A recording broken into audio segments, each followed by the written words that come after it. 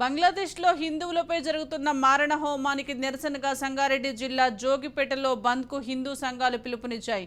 హిందూ సంఘాల పిలుపు మేరకు విద్యా సంస్థలు, వ్యాపారస్తులు స్వచ్ఛందంగా బంద్ పాటించడంతో జోగిపేటలో బంద్ ప్రశాంతంగా కొనసాగింది. హిందూ సంఘాల ఆధ్వర్యంలో క్లాక్ టవర్ నుండి పురవీధుల గుండా నాందేడ్ అకోలా ప్రధాన రహదారిపై భారీ ర్యాలీ నిర్వహించారు. బంగ్లాదేశ్లో హిందువులపై రాక్షసత్వంగా కక్షపూరితంగా వ్యవహరిస్తున్నారని రాష్ట్ర కో కన్వీనర్ ధర్మ ప్రసాద్ మధురనేని సుభాష్ చందర్ మండిపడ్డారు. ముస్లిం జిహాద్ తీవ్రవాదులు రిజర్వేషన్ పేరుతో హిందువులపై దాడికి ఒడిగట్టి ఘోరంగా హత్యలు చేస్తున్నారని ఆగ్రహం వ్యక్తం చేశారు. ఒక్క బంగ్లాలోనే కాదని పాకిస్తాన్, ఆఫ్ఘనిస్తాన్లో కూడా హిందువులపై కక్ష సాధింపు చర్యలు జరుగుతున్నాయని ఆరోపించారు.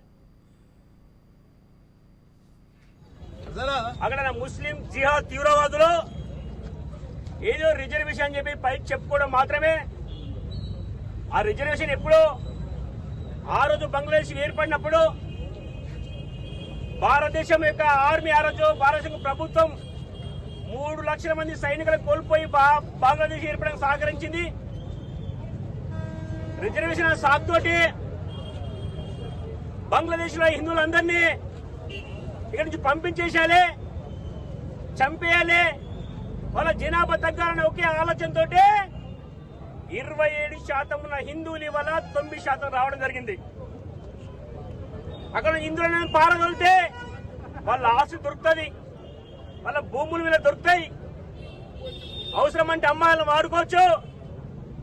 ఏమైనా చేయని ఒక దురాలోచనతో మాత్రమే అక్కడ ఉన్న జిహాద్ తీవ్రవాద ముస్లింస్ ఏమంటే ఒక పకడ్బందీ ప్లాన్ తోటి వల్ల బంగ్లాదేశ్ మీద దాడి జరిగింది.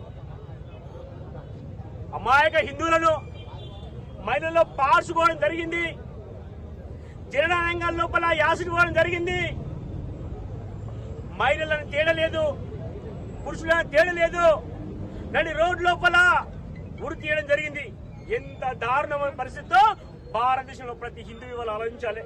ప్రపంచ దేశాల్లో ఉన్న హిందువులకు భారతదేశం మాత్రమే ఆధారం.